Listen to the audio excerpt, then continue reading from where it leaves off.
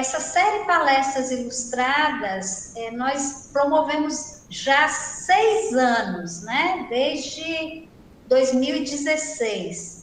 E foi uma iniciativa de um componente que eu era responsável, que era a pedagogia do instrumento, e ele tem um objetivo, porque assim, um componente não é para trabalhar voltado, formação inicial de professores de instrumentos voltado para um único instrumento. Então, a gente vê questões gerais, como formatos de aula, né? Workshop, masterclass, ensino coletivo, aula tutorial, que é aula individual. Nós também conhecemos algumas abordagens, algumas metodologias, alguns métodos. E a série, ela tem o objetivo da gente também ampliar esses conhecimentos, tendo a participação de professores de instrumentos musicais, de diversos instrumentos musicais, para poder estar socializando com a gente essa experiência no ensino de um determinado instrumento e estar falando com a gente questões, né, que vão de planejamento. Cada professor ele escolhe aspectos para ele poder socializar com a gente. Antes nós fazíamos isso de forma presencial e a gente contava com professores restritos, né, à Feira de Santana.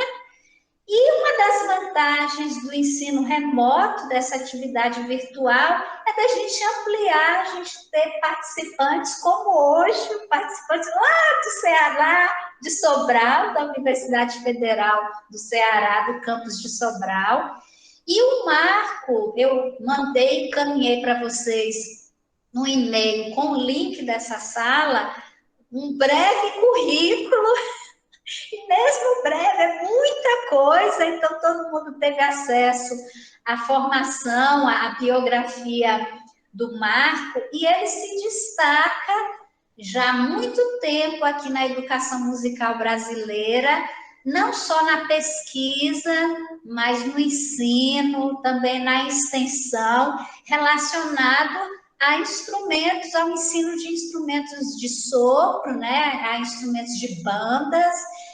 Conheci o Marco, nós fomos colegas na pós-graduação na UFBA, tivemos a mesma orientadora, né, Cristina Tourinho, e assim, o Marco, ele sempre é uma pessoa assim, inovadora, sempre traz novidades para o Brasil, né, no âmbito do ensino de instrumentos, e vai ser uma honra a gente abrir esse espaço para o Marco estar socializando com a gente esse trabalho.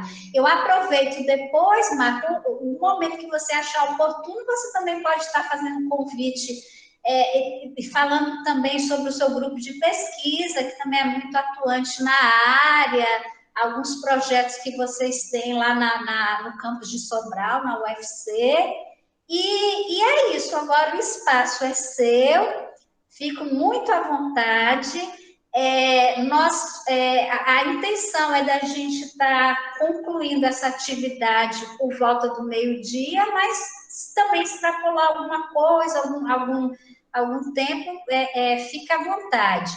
Só um detalhe, gente, antes do Marcos dar início à atividade, à fala dele, ao decorrer da palestra, eu vou estar disponibilizando aqui no chat um link que vocês vão ter acesso ao formulário de presença, e é importante vocês preencherem, que é por esse formulário que nós vamos estar emitindo certificados. Mas um outro detalhe, Marcos, só para a gente finalizar. A série, ela vai até final de outubro, e nós vimos assim que grande parte de vocês não está participando de todas. Então, o certificado ele vai ser emitido só na conclusão da série, independente de alguém fazer todas, ou fazer só 3, ou fazer 4, porque nós vamos encaminhar toda essa lista no término da série para a Pró-Reitoria de Extensão da UFES, que vai estar emitindo esse certificado. Então, assim, uma boa palestra para todos, uma boa manhã, sejam muito bem-vindos. Espero que nas próximas a gente vá estreitando um laço de relacionamento, né, para a gente estar trocando figurinha. E Marco, ó, já agradeço imensamente a sua predisposição para estar compartilhando aqui todo esse conhecimento que a gente vai ter acesso agora. Então, muita vontade, o espaço é seu. Oh, muito obrigado, Simone, querida amiga. É uma honra estar aqui com vocês. Obrigado pelo convite.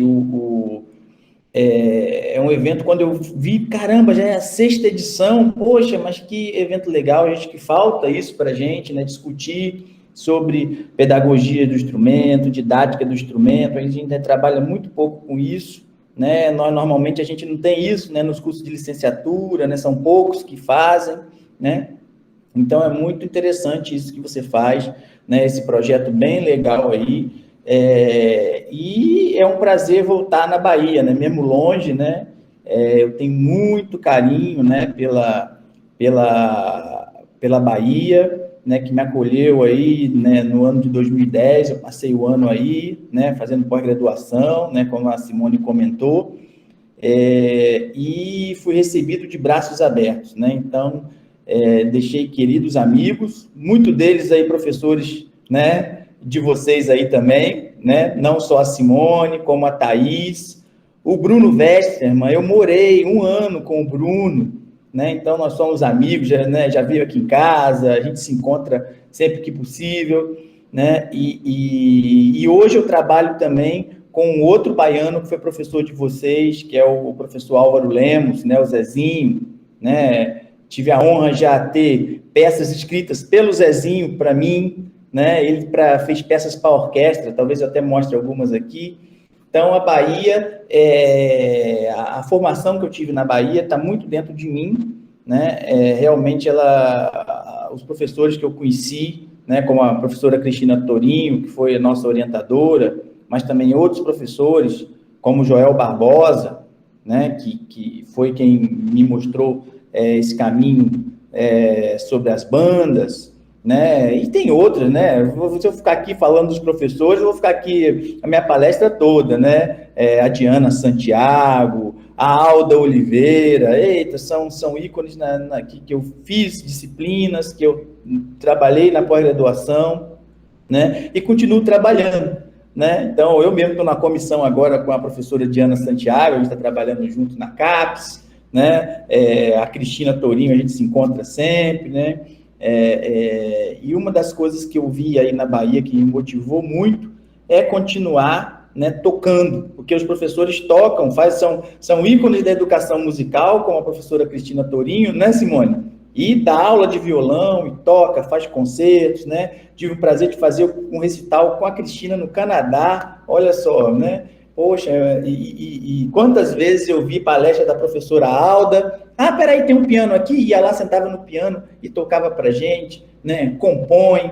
Então, o professor Joel Barbosa, a mesma coisa, né? Continua tocando, toca clarinete antiga, né? Excelente clarinetista. Então, isso é muito bom pra gente que quer continuar trabalhando com a educação, mas também trabalhando com a pesquisa e, né, não deixar de lado, né, como a professora Simone faz, né, tocando, né, não largando essa parte artística. Talvez eu fale mais um pouco sobre isso, né, então eu vou compartilhar aqui para guiar um pouco a minha fala, tá bom, gente?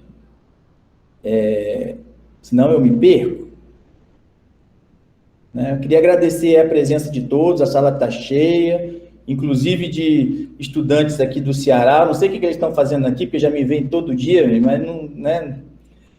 Aí agora o semestre aqui está terminando, em vez de descansarem, não, estão vendo aqui palestra de Marco, né? Já, tudo que eu for falar aqui, eles já sabem, né?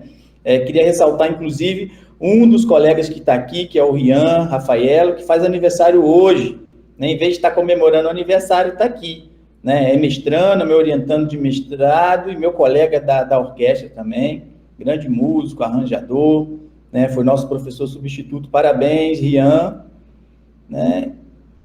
Então, bem, gente, então, É uma honra estar aqui com vocês. Vocês estão vendo bem? Tá aparecendo aí a apresentação? Sim.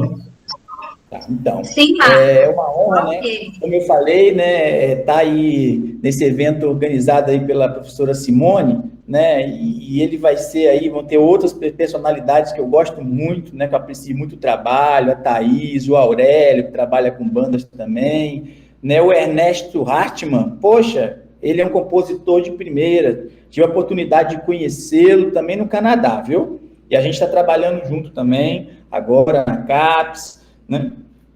A Cláudia, nossa, conheci muito a Cláudia, a professora Cláudia, esteve aqui em Sobral também, né? Então, poxa, excelentes escolhas aí, Simone, parabéns pelo evento, né? Então, a minha parte, né, eu falei para, né, a Simone pediu para eu falar um pouco sobre o ensino de bandas, a minha experiência, né, que eu tenho feito ultimamente, né, sobre as bandas, né, então é isso, né, o que eu tenho trabalhado há alguns anos é essa relação entre as bandas de música e a didática de instrumentos musicais, né, é o que eu vou centrar a minha fala de hoje, né, a gente vai falar, eu tentei dividir aqui em algumas partes, né, vou falar um pouco, né, para vocês conhecerem quem é o Marco, né, minha trajetória na banda como músico também, né, e depois vou falar das minhas pesquisas e ações, né, depois que a gente envedera por essa parte da pesquisa, e depois eu vou concluir com algumas reflexões, né, sobre a prática das bandas e a didática de instrumento de sopro, tá bom? Bem, eu coloco aqui uma definição sobre bandas, né? Se tiver, eu acho que todo mundo conhece o que é uma banda, né? Mas eu gosto sempre de abrir para essa definição, para alguém que não conheça, né? São aquelas sociedades filantrópicas. Aí na Bahia, né, o pessoal chama de filarmônicas, né? Aqueles grupos que são normalmente ligados a uma prefeitura, né? Que tocam nas festas cívicas, quando vai inaugurar uma praça, né? Então, são esses grupos, né, que são formados normalmente por instrumentos de sopro e percussão, né? Aí tem o maestro na frente, às vezes de fila no 7 de setembro, tocam nas festividades eclesiásticas, né? Nas procissões e tal, né? Então, tá. Então, como é que eu entrei na banda, né? A minha trajetória na banda, minha banda foi o meu caminho para fazer música, né? Eu sou, apesar de ser carioca, né, eu fui com a minha mãe morar no interior de Minas, né? Ela é mineira, e foi lá que eu conheci a banda 24 de setembro, né? A banda tinha acabado há vários anos, aí eles reformularam a banda da cidade, né? E eu acho que eu tinha uns 11, 12 anos por aí nessa época, né? Essa aí foi a primeira apresentação, né? A gente ficou um ano estudando leitura métrica, teoria, né? Depois de um ano pegamos os instrumentos, e aí depois de alguns meses fizemos aí a primeira apresentação, né? Eu estou aí na frente, aí, esse cabeludo aí com a clarineta em pé, né? O padre aí benzendo a nossa banda, né? O padre Wilson, né? Então, essas pessoas, gente, eu tenho contato até hoje, viu? Eu continuei na banda, virei professor, virei maestro, né? Eu tenho a honra de ter ex-alunos aí que são militares, estão nas bandas aí do Brasil todo, né? Alguns desses aí, né, um desses aí, um clarinetista aí, inclusive já fez um mestrado na Unesp, né? E eu tenho muito orgulho dessa banda, e a gente se encontra pelo menos uma vez por ano, né? A gente faz um concerto de final de ano, e no carnaval também eles se juntam para tocar no carnaval, né? Bem, essa banda, né, me deu a oportunidade de seguir a carreira militar, né? Então, eu fui durante 10 anos, eu fui sargento dos fuzileiros, sargento músico, né, do Corpo de Fuzileiros Navais, né, e passei, né, a minha carreira na banda sinfônica, né, do Corpo de Fuzileiros Navais, onde eu tive a oportunidade de conhecer músicos de banda oriundos do Brasil todo, né? Então, me fez conhecer o Brasil, não só indo, né, em várias capitais, né, eu conheci todas as capitais do país com a banda sinfônica, mas também convivi com músicos de banda, né, de vários estados, né, do norte ao sul do país. Foi um crescimento muito grande, né?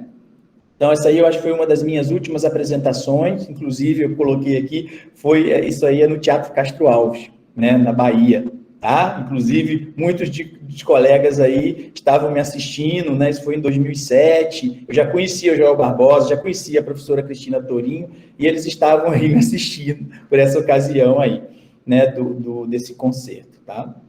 Bem, uma outra coisa que eu trago na minha formação, né, foi também, né, incentivado pela Marinha, foi justamente o conhecimento de outros países, né? Então, eu fiquei a bordo do navio da Marinha durante um ano, né, tocando num grupo musical, e foi lá que eu pude, né, conhecer outros países e conhecer as bandas estrangeiras, né? Então, conheci muitas bandas, inclusive foi essa viagem que eu fiz em 2003, que depois me possibilitou de voltar para a França, né, em 2007, para fazer o doutorado, né, pesquisando, né, sobre banda. Já vou falar sobre isso já, né? Então, bem, então, o que eu estava falando para vocês, né,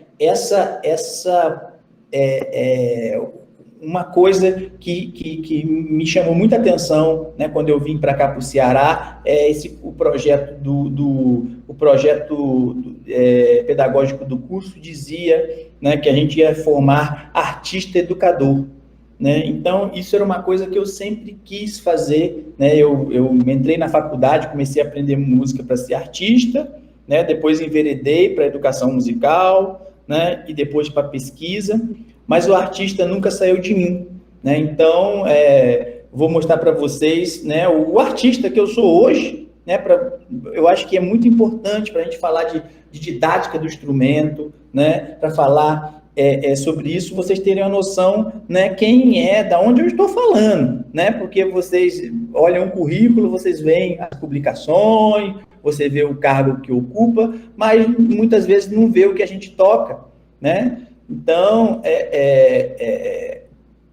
vou colocar aqui para vocês, né, o Marco hoje, né, intérprete, né?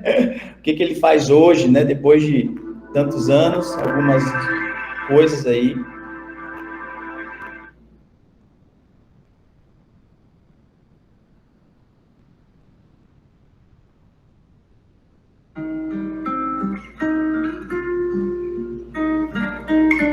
O som tá bom, gente? Tá chegando aí o som? Tudo ok.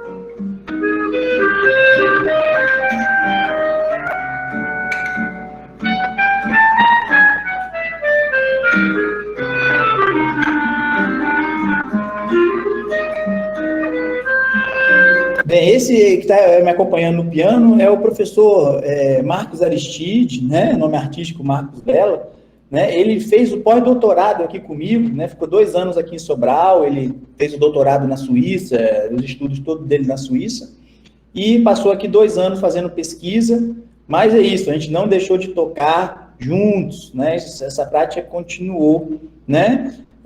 Uma coisa que eu gosto muito também é de tocar com meus alunos, né? Esse é um grande prazer que eu tenho, então vou colocar um pedaço de uma apresentação da orquestra aqui. Essa orquestra aqui é de um evento que a gente faz, né? Então ela está com músicos internacionais, músicos de outros estados, mas nossos alunos também estão, e na regência é que a minha esposa e professora do curso também, a Adeline Estevenu, e nós estamos aqui tocando uma ópera, uma peça do professor Álvaro Lemos, né, que é o Sumiço do Sol, que ele fez justamente para as comemorações do centenário do eclipse, que comprovou a teoria da relatividade de Albert Einstein aqui em Sobral. Foi um grande evento internacional, e é isso, eu estou tocando do lado de meus alunos, né, na USUFS, que é a nossa orquestra que nós temos aqui.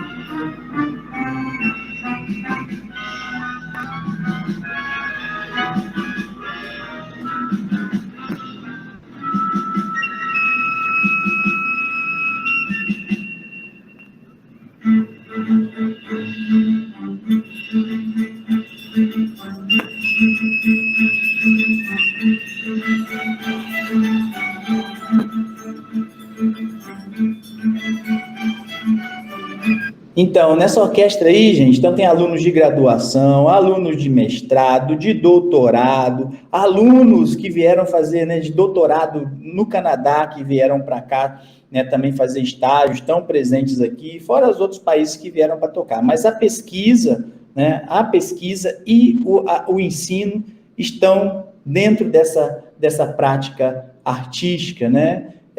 Eu acho que eu vou colocar um último exemplo aqui, que eu acho interessante, né, que vai diretamente com o que eu estou falando hoje, né, é isso aqui, ó, essa apresentação aqui, né, que foi em Gramado, né, no Festival Internacional de Gramado, né, isso aqui eu fui professor de saxofone, né, e trabalhei com a banda sinfônica, né, usando, né, o conhecimento que a gente adquiriu com pesquisa na aula de instrumento, juntamente com o professor Leandro Serafim, que hoje é doutor, fez o doutorado, né, no Canadá e aqui no Brasil. Eu fui orientador dele. Então, essa ligação aqui está bem evidente, né, com nossos alunos do festival, o professor, né, regendo, e o outro professor tocando, né?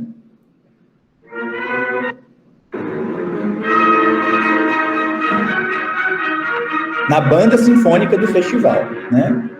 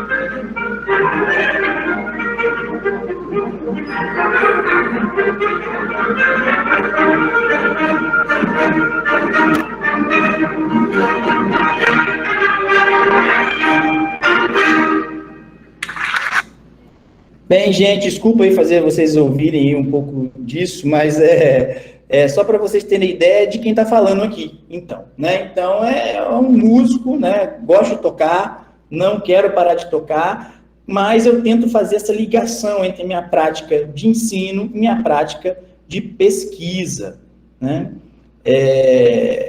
Bem, então, né, para tentar fazer essa ligação, né, como é que começou essa pesquisa, né? Isso veio depois, né? Eu acho que a pesquisa é uma coisa que a gente chega, né, já no final da universidade e tal, foi quando aconteceu comigo, né? Eu comecei a pesquisar sobre bandas, foi no meu trabalho de conclusão de curso, né? Porque eu sentia que a banda de música da onde eu tinha vindo tinha deixado alguns problemas na minha formação, né? Então, eu comecei a pesquisar sobre isso, eu entrevistei vários clarinetistas profissionais no Rio de Janeiro, né, de orquestras, de militares, professores de universidade, né, falando sobre eles que vieram de banda, o que a banda tinha dado para eles, quais as lacunas que a banda tinha deixado, né, e o resultado dessa pesquisa foi muito interessante, que eles disseram que apesar de todos os problemas, né, eles não teriam seguido na carreira, né, ou na música, se não fossem as bandas. Porque, primeiro, que eles, né, a maioria deles não tinha condição de comprar um instrumento ou de pagar para o professor de música, então a banda deu isso para eles e desenvolveu o gosto pela música, né?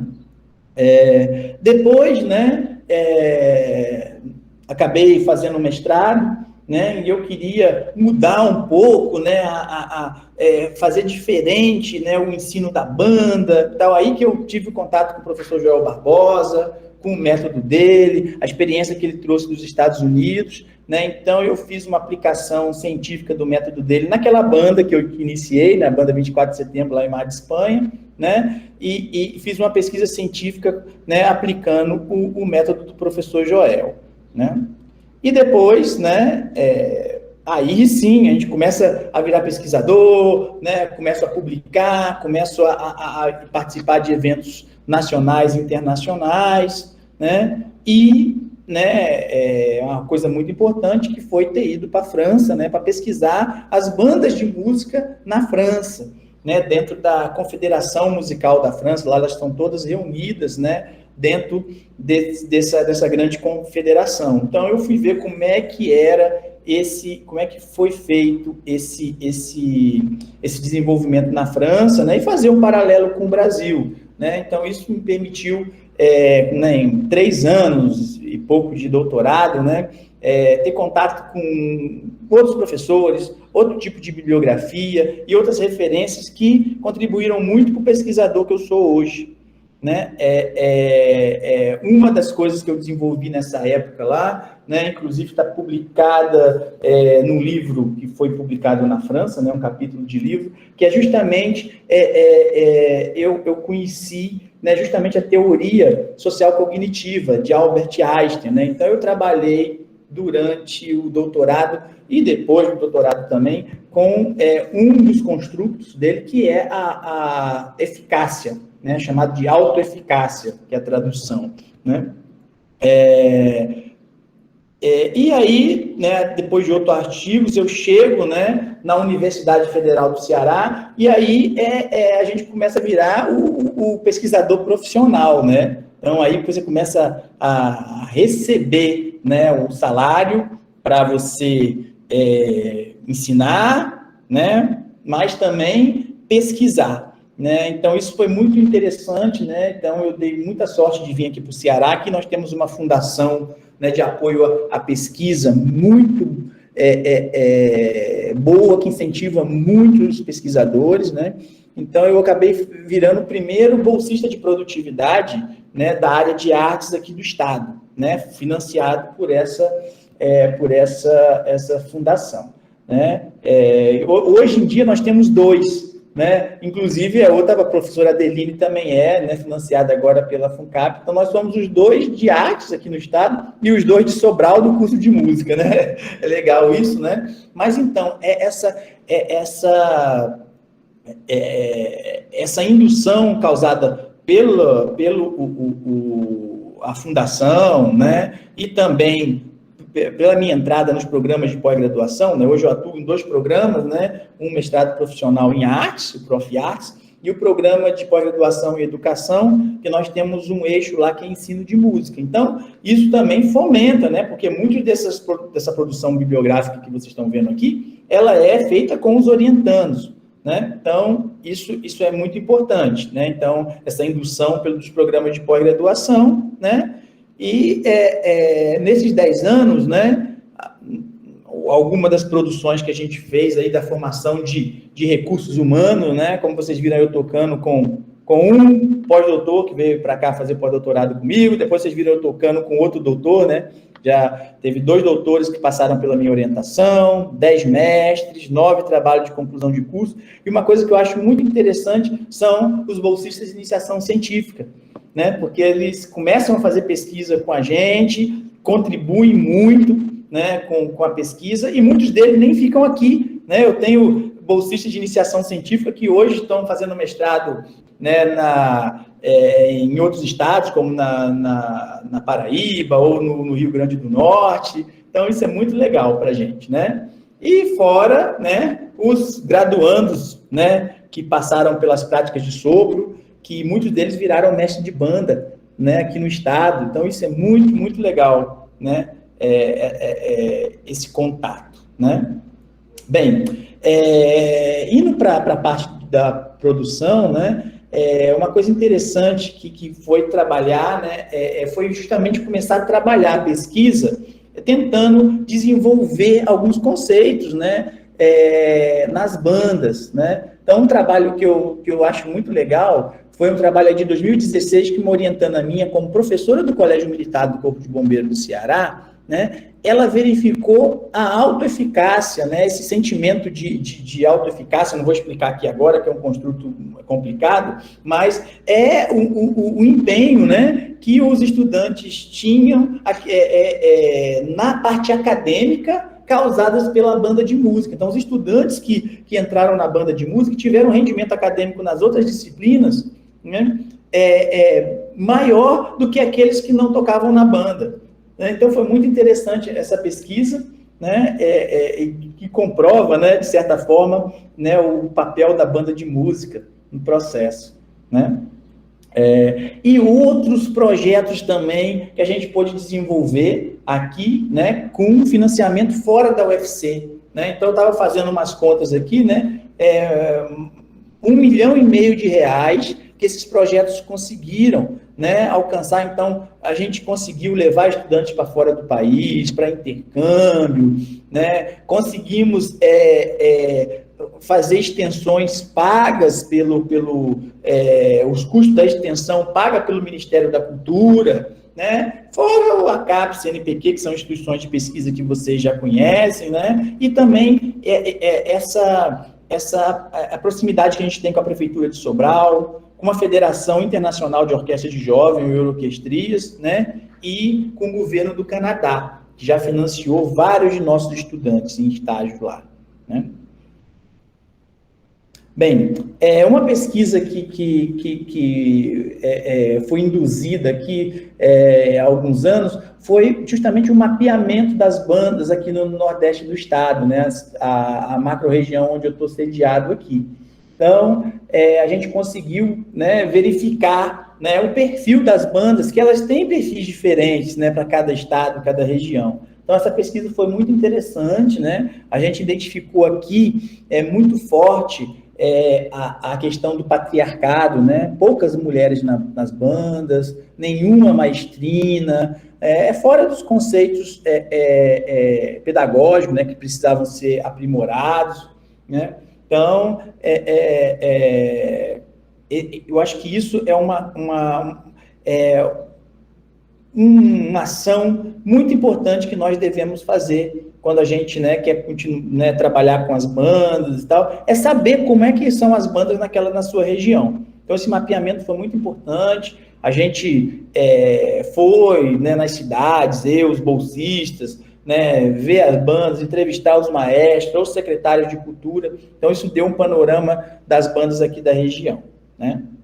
Bem, um projeto de extensão que é ligado justamente né, nesse projeto de pesquisa, é a capacitação de mestre de banda, né, inspirado, né, nas ações aí do professor Joel Barbosa na Bahia, do professor Celso Benedito, que fizeram isso também aí na Bahia, né. Aí eu sabendo dessa situação das bandas, a gente quis contribuir de alguma forma. Então esse projeto, né, que foi financiado pelo Ministério da Cultura, mas a gente continua com eles até hoje, né, ele vê, né, tentar dar uma formação continuada para os mestres de banda e também para os músicos, né, que desejam ser maestros, que desejam ser músicos líderes de suas bandas.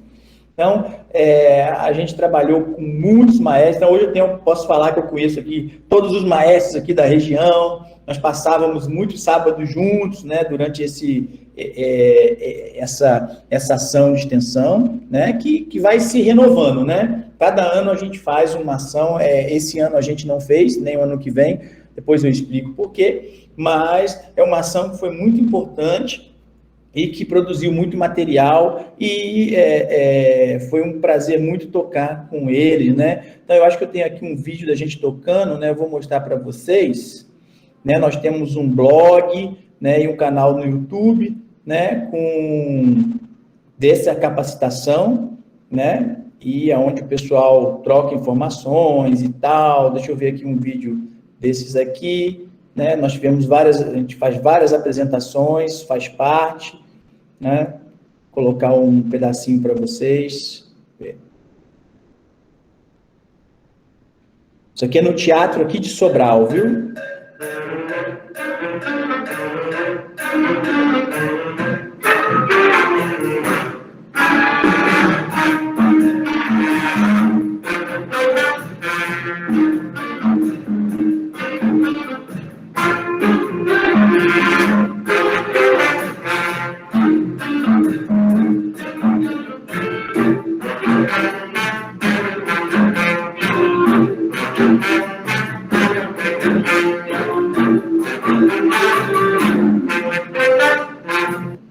Então, é isso, e esse projeto também é bom que aproxima também esses maestros, esses músicos da universidade, né, dos nossos músicos que às vezes querem aprender instrumento de sopro, né? Aqui nós não temos teste de aptidão, né? Nós temos alguns alunos que entram sem saber música, sem tocar um instrumento, que escolhem instrumento de sopro, né? Então eles conhecem como é que é a banda de música, né? Então, saem, de certa forma, formados para dirigirem também uma banda de música e dado esse conhecimento também, desse entrosamento com outros mestres, né? Então, é um projeto, assim, que eu gosto muito, né? Bem, aí eu trago algumas reflexões sobre essa prática musical das bandas, tá? Né, os estudos que nós temos realizado aqui, né, a gente tem algumas publicações, depois eu vou deixar aqui para vocês verem, né? Mas uma coisa que eu coloco para os meus estudantes, né, é sobre como é que é a prática, né, das bandas de música. Ah, é tradicional? É um ensino tutorial? Não é? Como é que funciona essa prática das bandas de música? Eu tenho um capítulo no livro Educação Musical, né, Campos de Pesquisa, Formação e Experiências, né, que foi organizado por 2 professores daqui, né, o professor Luiz Botelho e Pedro Rogério, que eu explico isso. Então, para quem está interessado em banda de música, né, eu baseado no fundador da pedagogia e da psicopedagogia, né, um dos fundadores também do movimento da Escola Novista, que é Gaston Mialarré, que é falecido há pouco tempo, faleceu com, acho que mais de 100 anos, inclusive, né, ele explica justamente como né, os modelos, né, a situação de educação e os métodos de educação, né? Então, o modelo de educação, né, que ele diz, né, ele faz um esquema de educação, né, que a banda de música não se enquadra em nenhum modelo já pré-estabelecido, né? Para se ter uma situação de educação, nós sabemos, precisamos de ter um professor e, né, essa relação que ele coloca, professor e um aluno, né? Então, nós temos né, o modelo que é aquele clássico, né, que a gente via muito na Idade Média, ou né, no século XVIII, XIX, aquele professor que a pessoa ia morar na casa do professor, né, para aprender um ofício, ou para as famílias mais ricas, o professor ia para dentro da casa, né, dos senhorios, lá dos reis, para ensinar, né, os filhos dos nobres, né? Tem essa situação e tem a nossa situação, né, que é da educação permanente, que a gente tem hoje nas escolas, né? Então, essa é uma situação que ele fala que é permanente. A banda de música, ela não se enquadra em nenhuma dessas duas, né? Então, ela tem um esquema de educação diferenciado. Por quê? Apesar de ela parecer com uma situação permanente, onde nós temos, né, uma instituição, no caso, a banda é uma instituição. Porém, né, numa situação permanente, né, tradicional, uma escola, nós temos o professor como o senhor do saber, né? E os outros estudantes estão todos na mesma faixa etária, no mesmo nível. Na banda, normalmente, isso não acontece. Apesar de a gente ter, na maioria das vezes, uma referência, que é o professor, né, nós temos vários níveis, né, de expertise dentro da banda. Não só expertise musical, mas expertise social. Enquanto numa escola nós estamos com pessoas da mesma faixa etária, com pares, né, na banda isso não acontece. Nós temos, às vezes, senhores de idade, né, músicos experientes que tocam muito bem e acabam, né, fazendo algum tipo de formação, sendo um tipo de professor desses músicos mais novos. É uma coisa bem interessante que tem na banda. E o método também é diferenciado, né? A gente tem, né, basicamente o método tradicional, que o Gaston Mialarré diz que é o método são os métodos sintéticos. Por que sintético? Porque ele parte de uma coisa que você não conhece, de uma coisa teórica, né, e que te induz a depois de você conhecer. É assim que a gente aprende na escola, o professor passa a fórmula, aí depois você vai tentando lá fazer o problema, aí depois, anos depois, você leva aquilo para a vida real, né? Então, esse é o método sintético e é o que normalmente acontece, né, nas escolas de música, né? A gente aprende como?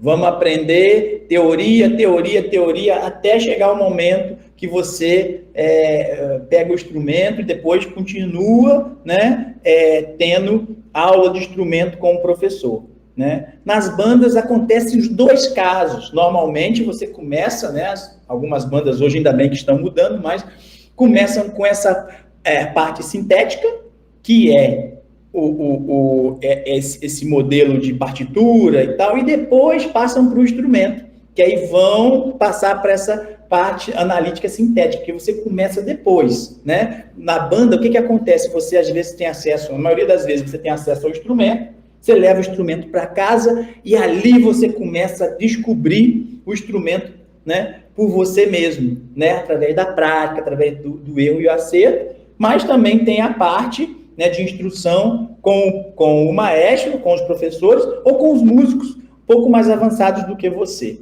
Então, é o que eu chamo nessa publicação, que os métodos da banda eu chamo de método evolutivo, porque justamente ele passa do método sintético e evolui para o método analítico sintético, né? Então, algumas das reflexões que eu faço sobre a banda, né? E quando eu comecei a pesquisar sobre a banda, né, eu colocava muitos problemas, né, principalmente depois de ter visto bandas no estrangeiro e tal. Falei, poxa, a gente tem que melhorar e tal. E eu deixava de lado, às vezes, uma questão que, para mim, eu acho que é a mais importante de todas, né? É justamente, né, o que uma ex-orientanda minha, continua orientando, né? Ela terminou o mestrado, mas agora está no doutorado, que é a Cristiane Gonçalves, né? Ela não veio de banda. E talvez por isso ela teve essa visão, ela me abriu os olhos, né?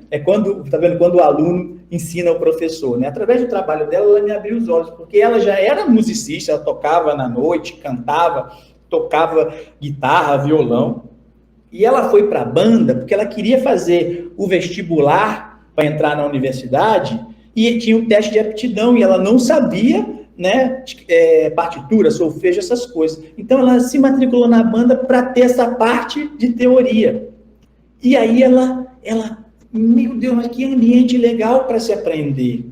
E isso depois, anos depois, ela levou isso para o mestrado dela, né? E ela, né, refletiu e colocou uma ligação muito estreita entre a educação do mestre de banda com aquela feita por Paulo Freire, né? Então, essa educação problematizadora, né? Então, né, o Paulo Freire tem, né, uma publicação sobre a aprendizagem rural, né? E ela fez a pesquisa numa banda de música, numa cidade, né, do interior, né? E conseguiu, né, verificar essas condições pedagógicas favoráveis, essa proposta pedagógica do mestre de banda, né, como uma coisa muito importante, né? E uma das coisas que a gente tem discutido hoje, né, é a educação para o século XXI. Né? Então, vocês devem estar vendo aí as discussões da BNCC, né, da OCDE, né? E como é que a banda se enquadra nisso? Aí eu pergunto para vocês. Opa, peraí. Tá faltando um slide aqui. Mas tudo bem, eu pergunto para vocês aqui, eu devo ter mudado a ordem, né? Eu pergunto para vocês, será que a banda pode ser considerada uma escola?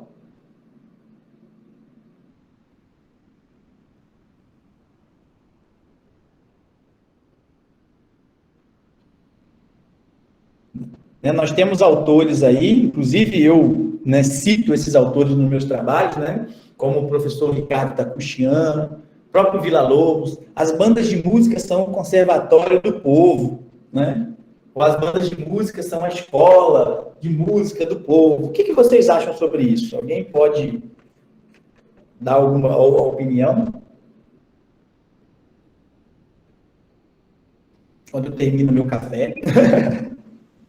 Tendo visto que hoje na rede básica de ensino a gente não tem acesso à música como uma disciplina, os jovens eles encontram nas bandas um acesso mais popular, né? Mesmo que... Desculpa, eu não entendi, o áudio está um pouco baixo. Quem que está... Tendo em vista que a gente não tem hoje na rede básica, assim, não fala muito no currículo, a música como disciplina, as bandas acabam sendo refúgio para pessoas de menor condição, como você trouxe aí. São os conservatórios do povo. Tipo, eu não sou daqui da Bahia, mas quando cheguei aqui eu fiquei encantada ao ver que quase toda a cidade tem uma filarmônica, onde você pode entrar desde jovem e já ter acesso a instrumentos de orquestra. Tipo, eu sou cearense, onde você se formou, e na minha cidade não tinha filarmônica. Eu fui ter essa música lá com as bandas e fanfarras, mas era muito mais o aspecto de percussão do que de instrumentos de metal. Mas já foi a minha entrada na música. Então, acaba sendo a porta de entrada para quem não tem acesso a isso na rede de ensino formal.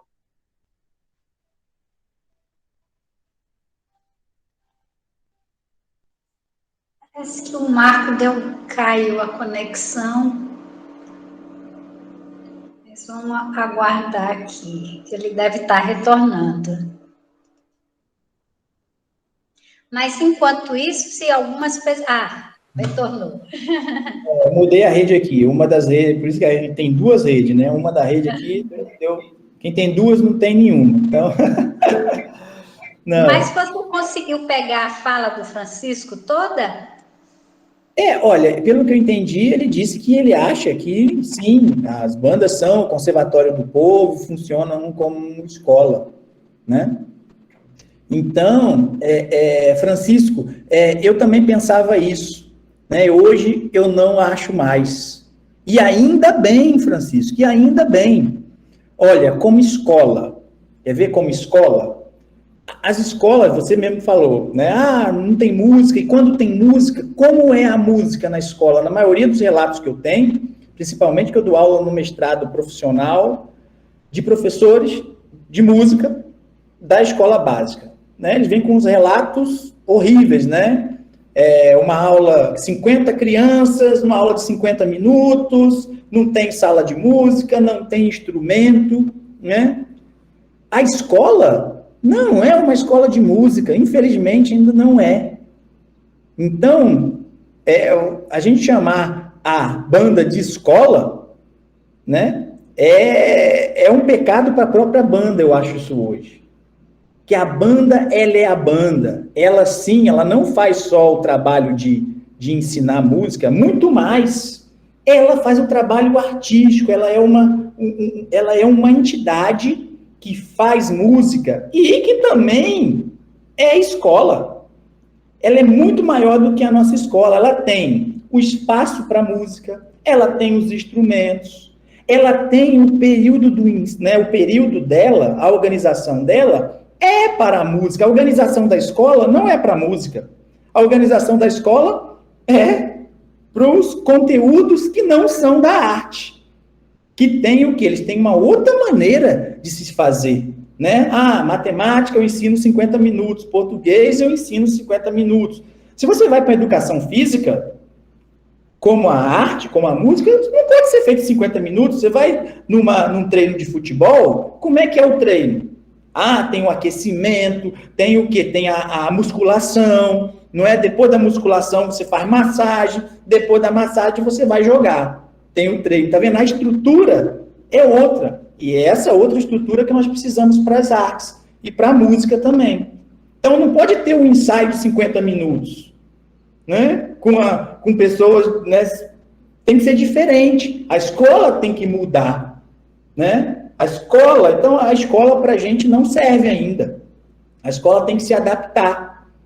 E a banda não, a banda já é feita para isso. Então, ela não é escola, ela pode até funcionar como escola, mas ela é banda, ela é maior do que isso. Ela é escola, ela é arte, ela é uma entidade social, né? Então, para tentar explicar isso para vocês, né? Eu poderia pegar várias teorias. Eu vou pegar uma aqui que eu gosto muito, que é a da professora Susan O'Neill, né? Que justamente ela fala dessa aprendizagem para o século XXI, né? Que nós devemos levar, né? Eu vou tentar mostrar para vocês que não é a banda que tem que ser escola, é a escola que tem que ser banda. A escola que tem que se adaptar em muitos fatores para se transformar uma entidade de educação como os educadores querem para o século XXI, tá? Então, eu acho que muitas pessoas não conhecem ainda, né, o trabalho da professora Susan O'Neill, que é uma canadense, que é professora na Simon Fraser University. Ela foi a presidente, né, da Sociedade Internacional de Educação Musical. A gente trabalha junto há alguns anos, né? Eu faço parte do grupo de pesquisa dela, né? Então, por isso que eu tenho essa propriedade no trabalho dela, mas eu poderia usar outras teorias, tá bom, gente? Mas eu vou usar a da Susan O'Neill, só explicar para vocês o que é essa teoria dela do engajamento musical transformativo, né? É uma teoria que ela, né, opera com vários níveis, né? Pessoal, sociocultural, sistêmico. Tá bom? Então, ela faz, né? Ela faz esse amaranhado, né? De referências, né? Que partem dessa perspectiva da aprendizagem psico, né? Desenvolvimental, essa aprendizagem ao longo da vida que vocês devem ter visto na BNCC, está bem claro lá, só que não chega na música, fica no português, né? Mas nós temos essa aprendizagem ao longo da vida, que você não aprende só na escola, você não aprende só na faculdade. Depois que você se forma, tem uma vida profissional, você continua aprendendo. Mesmo você estando na terceira idade, você tem que continuar a aprender, né? E você se engaja nesse desenvolvimento, no caso, na música. Então, é uma coisa que você leva para o lado positivo, não é um esforço, né? Não é uma coisa que você não tenha motivação, você está com bastante motivação e você participa das atividades. Bem, é basicamente isso o cerne da teoria dela, tá bom? Infelizmente, nós temos pouca coisa em português, mas vai sair um livro agora com um capítulo explicando isso, tá? Em português, tá bem, gente? Que foi fruto da nossa conferência, depois eu vou passar para vocês o link, né? Da Conferência Internacional de Educação Musical, né? E o texto dela foi traduzido para o português, então é um dos poucos textos dela traduzido para o português, que é Revisando Caminhos, Criatividade e Conexão para a Aprendizagem no Século XXI. Foi traduzido pela nossa professora aqui, que é a professora Rita Helena Gomes, que inclusive fez o pós-doutorado com a Susan O'Neill em Vancouver, tá? Mas como é que é estruturada essa teoria, né? Ela tem basicamente, né, 6 fatores, né? Que são os valores, né? O que precisa para se fazer uma aprendizagem como a professora Susan, né, nos orienta? Nós temos que ter valores, né? Então, o valor da música, por exemplo, na escola, que não é colocado numa sala de música, não é colocado no tempo que precisa, a instituição não tem valor para a música na escola. Por outro lado, a banda de música, esse é o cerne da banda. Então, por isso que ela é valorizada, né? Então, você aprende, estando na banda, a ter esse valor pela instituição. A dimensão artística, né? A dimensão artística na banda está no cerne da sua existência. Se nós não temos dimensão artística, isso não acontece. Diferentemente da escola, que às vezes o professor é obrigado a dar somente coisa teórica na aula de música, porque ele não consegue fazer uma coisa artística com uma turma de 50 crianças em 50 minutos, uma vez por semana. Então, ele passa um vídeo, né? Ele fala da história da música e não faz nada de artístico com a criança. A banda, isso não existe. A dimensão artística é intrínseca da sua formação, né? Conscientização, né? Então, muitas vezes, a gente, né, vê na escola, professor indo dar aula de música na escola e não dá tempo de conscientizar os alunos dessa importância, né?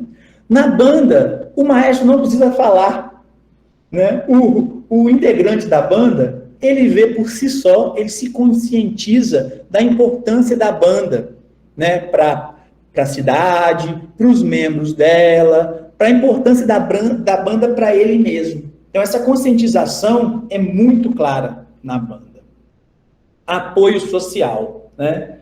Imagina, né? A banda, ela é um ente social que se apoia. Então, essa estrutura toda da banda, ela se apoia. Seria muito diferente se as nossas escolas tivessem uma sala de música. Porque ia criar, né, quando se tem um coral na escola, quando se tem uma banda na escola, quando se tem um grupo na escola, isso é um apoio social que se firma, né? Então, a banda, ela é assim. Então, o apoio é intrínseco. Competência. Bem, essa para um engajamento musical transformativo, a gente tem que ter a consciência que é competente no ato de fazer musical. Então, isso só se faz se a gente fizer apresentações e o aplauso, e tem o aplauso, eu acho que todos nós aqui somos músicos, somos artistas, né? A nossa competência é validada pelo aplauso, quando a gente, né, se apresenta na rua. Às vezes na banda acontece isso, o menino novo acabou de entrar, a criança lá, toca só uma parte da música, não consegue nem tocar a música inteira, mas ele desfila com a banda, segurando o instrumento dele, ele é aplaudido. Então, mesmo antes dele conseguir tocar uma peça inteira, ele já tem um sentimento de competência. E a transformação, né? Isso não transforma, né? Você como aconteceu comigo, acontece com todos os entrevistados, todas as pesquisas que nós fazemos, a gente tem essa constatação. A banda de música transforma as pessoas que passam por ela, né? E elas levam esse aprendizado para a vida fora da banda. Estava aqui, eu ia perguntar se a banda é uma escola, era para ter colocado antes, mas não tem problema, tá? Coloquei depois, mas a gente já respondeu, né? Então, é essa a característica que a gente vê na banda, tá? Bem, gostaria de falar um pouco, ainda no tempinho que me resta, né, sobre as pesquisas futuras, né, e que estão acontecendo já nos últimos anos, né? Eu tenho, né, me interessado por essa didática de instrumentos de sopro, né? Primeiramente, vocês viram, eu trabalhei com a teoria social cognitiva.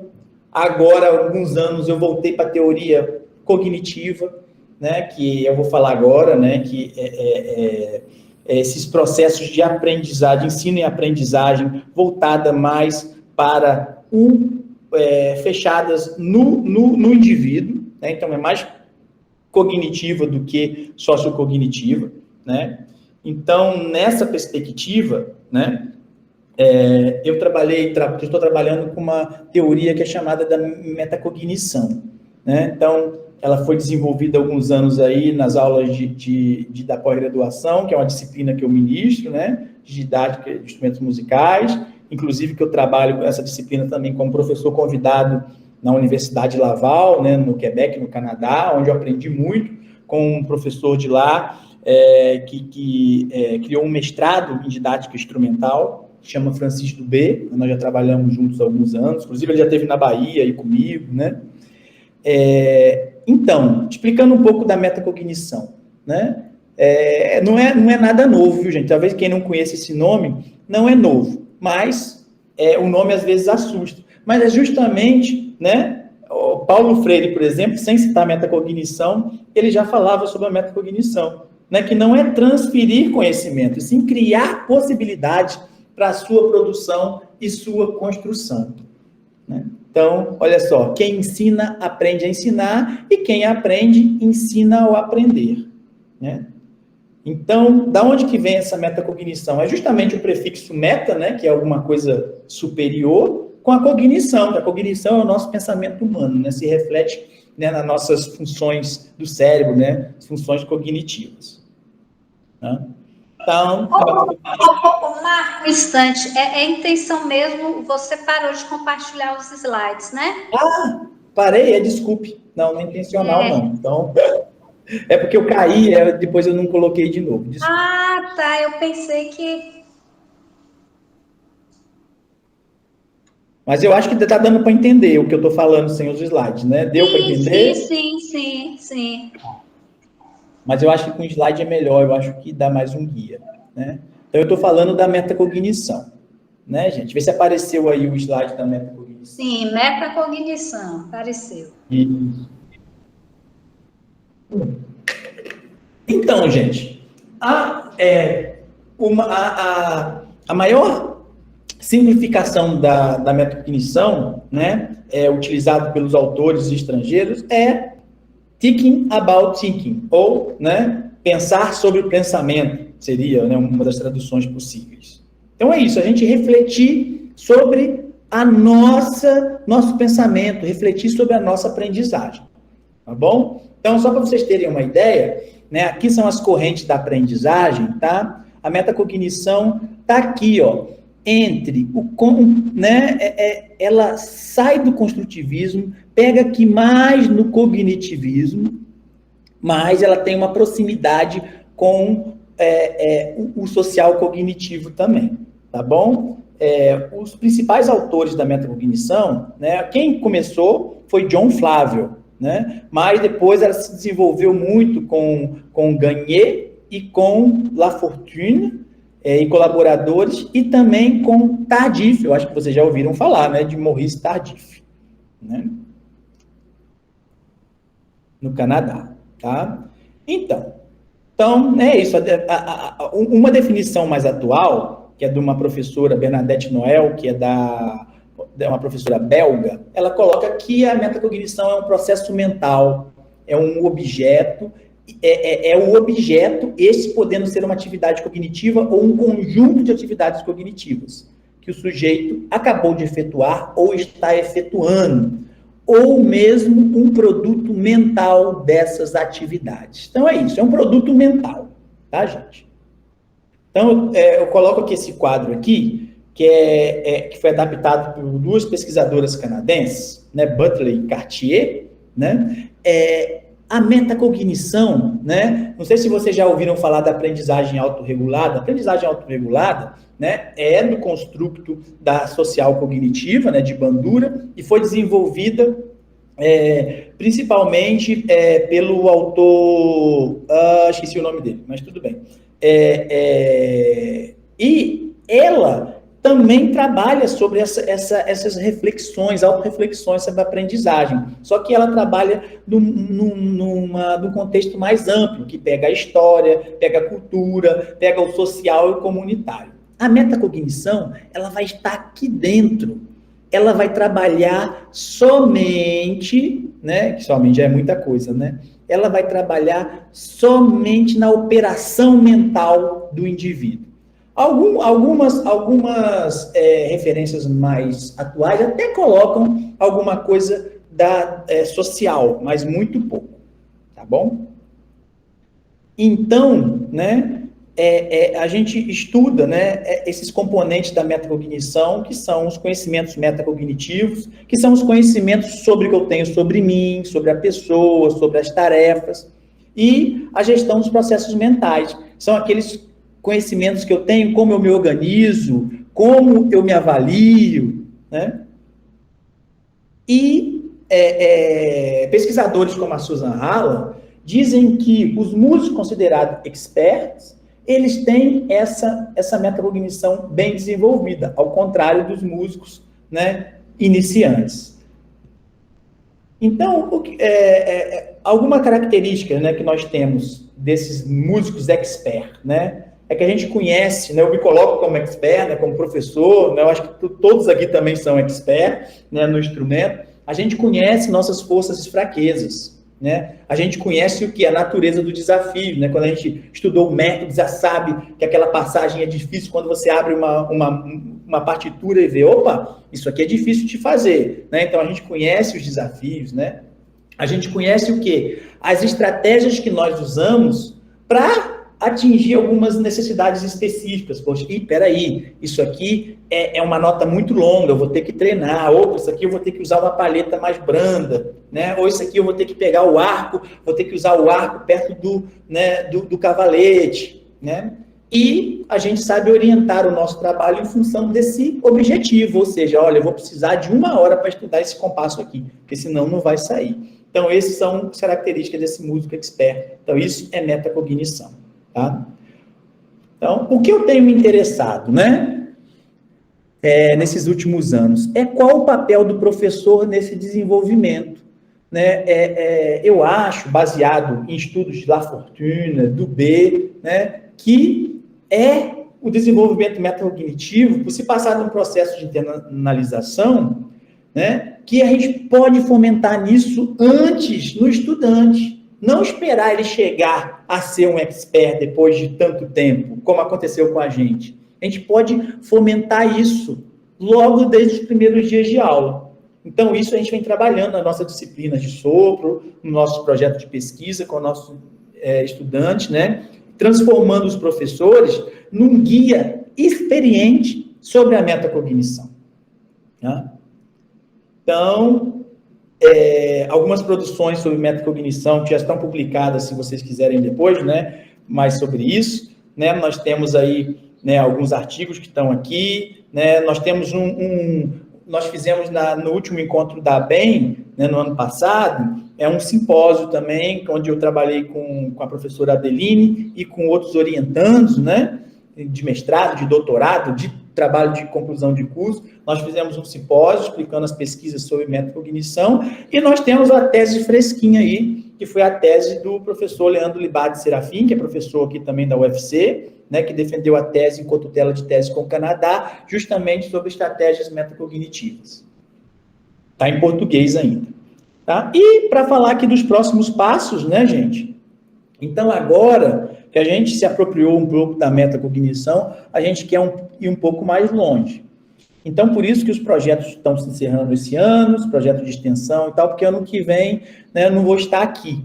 Então, eu estou indo para a Universidade de Montreal, né, fui convidado para trabalhar lá como professor visitante, pesquisador e professor visitante, e para desenvolver um projeto que é aprender música tocando instrumento, utilizando justamente aprendizagem autorregulada para a educação musical, né, onde eu vou trabalhar, né, com a professora Sylvie Cartier, que não é da música. Ela desenvolveu um método de aprendizagem autorregulada para aprendizagem do francês. Né, lá no Montreal, a primeira língua é o francês.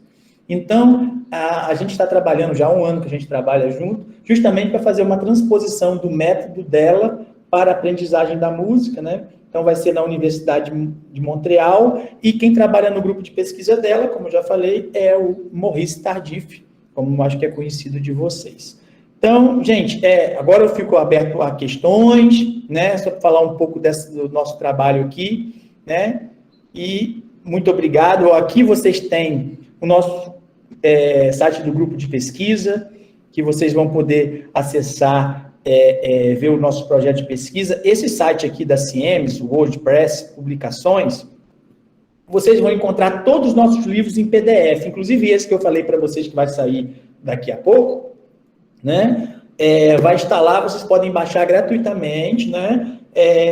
As nossas apresentações artísticas, né, que são ligadas à pesquisa, estão no nosso canal do YouTube, né, Grupo de Pesquisa Pesquisamos, e sobre a extensão Banda do Norte, né, capacitação de mestre de banda, também tem um canal no YouTube sobre as apresentações desse projeto.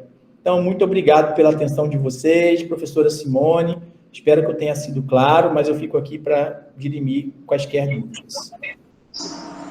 Marco, a gente que agradece essa partilha.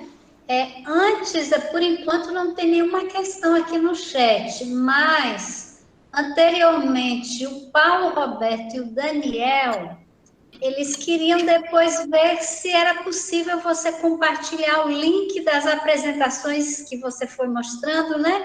Para eles poderem ver com calma os vídeos. Aí você pode até estar fazendo, não sei agora, ou então você pode me mandar, porque como eu tenho um e-mail de todos, aí eu posso estar disponibilizando esses links, né, dos vídeos, das apresentações. Eu já coloco até aqui no chat, viu? Ah, tá, ótimo, porque aí ele já tem acesso, né? E é isso, gente. Agora, quem quiser fazer alguma pergunta, nós temos 15 minutos. Aí o momento é este. Eu acho que enquanto vocês estão elaborando as perguntas, eu vou começar eu fazendo uma pergunta, que é o tempo de vocês elaborarem a questão de vocês. Sobre essas próximas pesquisas que você vai estar realizando e tendo como fundamento a metacognição, né? Teoria da metacognição, que resultados você espera alcançar para o ensino de bandas, né?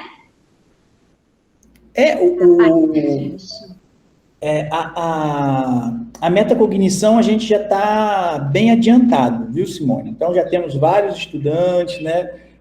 O relatório já saindo. A metacognição a gente está vendo que né, é possível a gente antecipar essa metacognição para os estudantes iniciantes, inclusive para grupos, né? Essa é a grande diferença dos trabalhos feitos anteriormente, porque os trabalhos sobre metacognição de música feitos anteriormente, eles tratavam do ensino tutorial, né? Professor e um aluno. Nós estamos conseguindo fazer isso com aula em grupo. E para iniciantes, né? Isso, para iniciante. Então, a universidade aqui, a gente na UFC, como a gente tem esse grupo, a gente tem alunos iniciantes e às vezes alunos também que já entram com alguma certa experiência, os nossos próprios alunos servem como cobaias, né? Então você nota, né, nos resultados que nós temos tido, é que os estudantes que começam a aprender música na UFC, né, já com esse conhecimento metacognitivo, eles desenvolvem o conhecimento metacognitivo melhor do que aquele que já entrou sem a metacognição, mas já toca um instrumento. Ou seja, consertar, né, a prática cognitiva é muito mais difícil do que você já induzir um aluno a ter uma prática cognitiva, né, do jeito que a gente quer para atingir a expertise mais rápido, né? Isso a gente já definiu, a gente está agora fazendo vários estudos para comprovar com mais pessoas. Então, nós temos aí 2 teses de doutorado em andamento, né? E as 2 são com banda de música. Nós temos também um TCC que está tratando sobre a metacognição. Muito interessante esse aluno, que é o Tiago, ele vai ver sobre o músico expert, se ele tem a mesma cognição do músico autodidata. Porque todos os estudos também que foram feitos até agora sobre metacognição era sobre pessoal que estudou em escola de música, conservatório e tal. E aquele que não estudou em lugar nenhum, que é autodidata, será que ele tem um nível de metacognição, de experiência metacognitiva, igual o que é expert, que fez um estudo formal? Então, isso que nós estamos verificando agora. Tem outras questões aí que nós estamos verificando, mas agora, Simone, o que eu estou partindo agora, justamente que a gente adquiriu um conhecimento razoável, já tem 4, 5 anos que a gente está trabalhando com a metacognição, é ir mais longe, é trazer a teoria da autorregulação, porque aí a gente quer ver não só a parte né, a parte individual do raciocínio do indivíduo, mas também, justamente, trabalhando com quem tem mais esse conhecimento, que é lá no Canadá, como é que eles trabalham os fatores sociais intrínsecos no processo. Aí esse é um grande desafio, colocar isso no desenvolvimento, né, da aprendizagem do instrumento, no meu caso, instrumento de corpo, né? Então, de certa forma, ainda envolvendo isso que a gente está falando, tem 2 perguntas. A primeira é do Paulo Roberto, que ele quer saber dessa experiência que você já está tendo, esses primeiros resultados, se os alunos envolvidos, eles são jovens, porque ele está dizendo aqui que, na opinião dele, que sempre quando começa com pessoas mais jovens tem melhores resultados, né? Aí eu não sei se você quer responder, se quer que eu já faça a segunda, ou quer responder logo essa. Eu posso responder, o Paulo, né? Paulo Roberto. Paulo, as pesquisas que nós fizemos foram com alunos da universidade, né? Então, a maioria dos alunos da universidade tem mais ou menos a faixa etária de vocês aqui, né? Inclusive, nós temos aqui pessoas que estão aqui, eu acho que a Edina está aqui, que participou de algumas pesquisas, né? Ela é aluna de sopros, né? Saxofone e tal. Então, tem mais ou menos essa idade aí, a média é 20 anos. Então, nós não fizemos isso com alunos bem mais velhos ou bem mais novos ainda, né? Tanto a tese de doutorado do Leandro, como o TCC da Ailane, que foi defendido, né? Não teve alunos mais velhos. Eu fiz uma pesquisa exploratória, que foi o primeiro capítulo de livro que eu publiquei sobre esse assunto, né?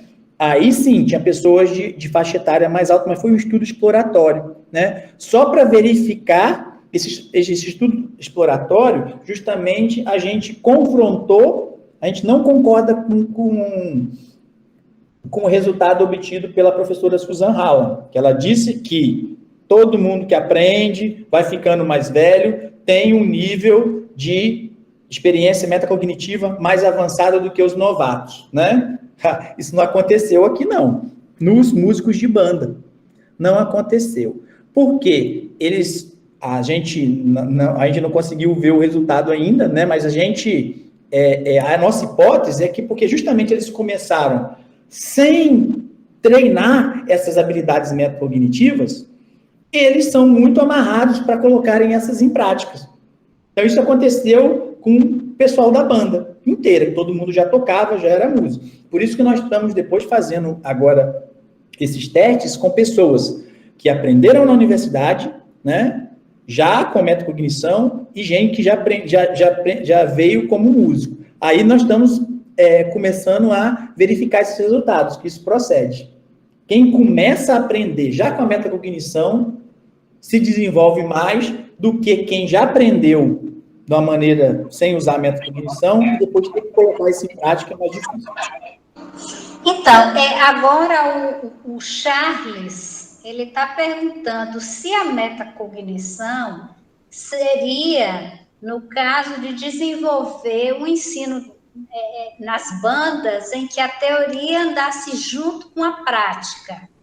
Aí, sobre essa questão que ele fez, até o Daniel fez um comentário que ele acha que é muito tranquilo a prática instrumental ela ocorrer junto com a teoria musical. Mas a questão do Guilherme é essa: se seria metacognição, a teoria está articulada, andando junto com a prática no ensino de bandas. Diferente, ele está afirmando, diferente do passado, que era a primeira teoria para depois ir para o instrumento. Isso não tem a ver com a metacognição. Aqui nós estamos falando, né, você está falando aí de situação educativa.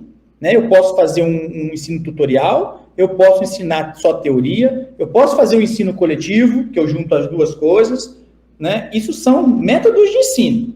Né? Agora, para tudo, eu posso usar a metacognição ou não. Não é o método de ensino que vai dizer se é metacognitivo ou não. Quer ver um exemplo? Olha, vou pegar um carro para dirigir, né? Vou dirigir um carro, né? Aí, eu vou entrar no carro, o menino, né, o professor falou para mim que eu tinha que fazer, eu vou lá, eu tento e erro. Não, a primeira marcha está errada. Peraí, eu tento e erro. Não estou conseguindo e tal. E não saio dali. Né? Ser metacognitivo é você refletir sobre as suas práticas. Quer ver uma pessoa que é metacognitivo? Uma pessoa que fala sozinha. Já viu aquela pessoa que, peraí, eu tenho que passar a primeira marcha. Ela está falando com ela mesma, né? Vou apertar a embreagem, passar aqui a primeira, deixa eu ver se é essa posição mesmo. Agora eu vou soltar a embreagem devagarzinho, que o professor mandou soltar devagarzinho. Quando o carro começar a tremer, eu dou uma aceleradinha e arranco. Essa pessoa é uma pessoa metacognitiva. Então, ele pode ser uma pessoa metacognitiva aprendendo na teoria, aprendendo na prática, no seu instrumento. Os nossos estudos, a gente está focando na aprendizagem do instrumento, mas isso serve para qualquer prática humana. É a reflexão sobre a sua reflexão mental. É isso que é a metacognição. Agora, acho que um comentário, talvez seria interessante você falar sobre, que o Paulo Roberto está dizendo assim, que no Conservatório Tatuí, dando um exemplo, o aluno não segue para a prática sem concluir a teoria. Por que dizer que era assim antigamente? Talvez seja interessante, não sei, você reforçar que era uma situação específica das filarmônicas, né? Essa questão dessa separação. Não sei se você quer comentar algo nesse sentido. É uma coisa histórica, né, Simone? Gente, olha só, a gente evoluiu para regredir, né? Como é que era a aprendizagem da música antes dos conservatórios, antes da Revolução Francesa? Não era assim? O pessoal se juntava, cada um pegava o instrumento, o canto, começava a cantar, então ia da prática, né? E sem teoria nenhuma, né? Ler partitura, isso veio muito depois, né? Então, nós começamos a teorizar. Aí, depois, quiseram fazer uma escola de excelência, que foram os conservatórios, que virou o modelo para todo mundo. E aí, tem toda essa etapa. Aí, o que aconteceu? Colocaram como se fosse uma escola para aprender qualquer outra disciplina, o conservatório vai ser parecido. Então, teoria, depois prática, sozinho, né? Depois, prática de conjunto, né? Você só vai tocar em conjunto depois que você terminar o 10º ano de instrumento, né? E aí que você vai, se passar na prova, você vai para a orquestra. Olha só, trocou tudo. Antigamente, você pega um grupo de choro, você começa a tocar a primeira nota, você não sabe nem ler partitura, já vai para a roda tocar com o pessoal. Era assim. Né? Então, é uma coisa histórica, né? Uma coisa histórica, mas a gente está conseguindo mudar isso. Ainda bem, porque nós estamos evoluindo, né? Nós temos aí o pessoal do ensino coletivo aí, né? Cristina Torinho, Joel Barbosa, Flávia Pruvinel, que trouxeram isso muito rápido para o Brasil. Enquanto a França está fazendo isso hoje, tem 2 anos que tem ensino coletivo lá, a gente já faz isso há 20 anos. Né? Então, ainda bem que nós estamos mudando, né?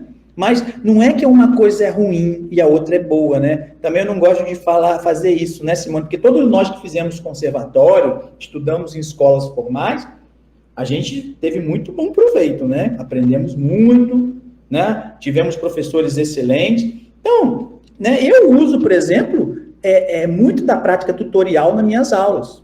O início é coletivo, né? Porque dá mais motivação e tal. Mas tem hora, por exemplo, o pessoal da prática avançada é aula tutorial, como fazia lá na faculdade. Ó, toca essa peça aqui, faz isso e tal, só que com metacognição. Tá? Estratégias metacognitivas.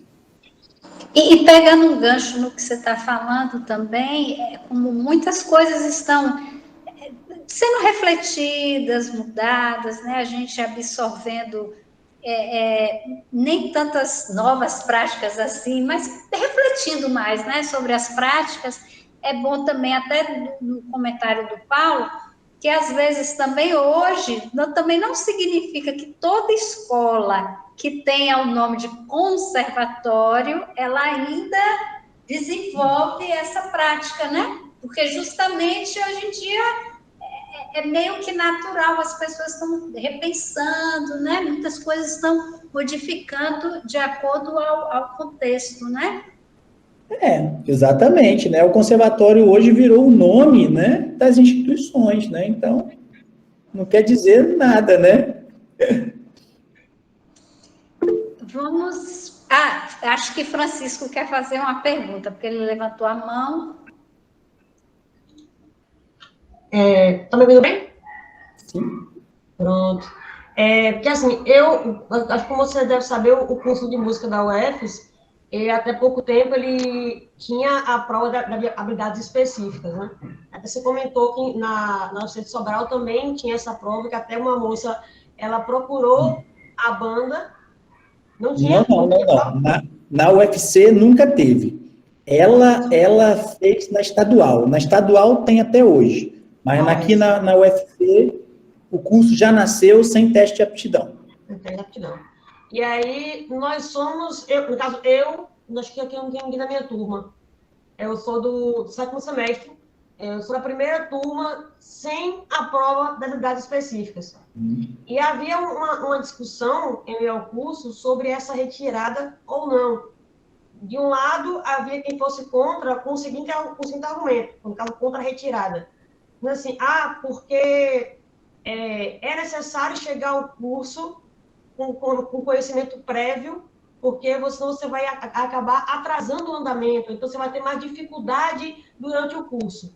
E já tem uma outra linha, que é no caso da linha de quem defende, de quem diz assim, como popularizar o curso botando essa segregação.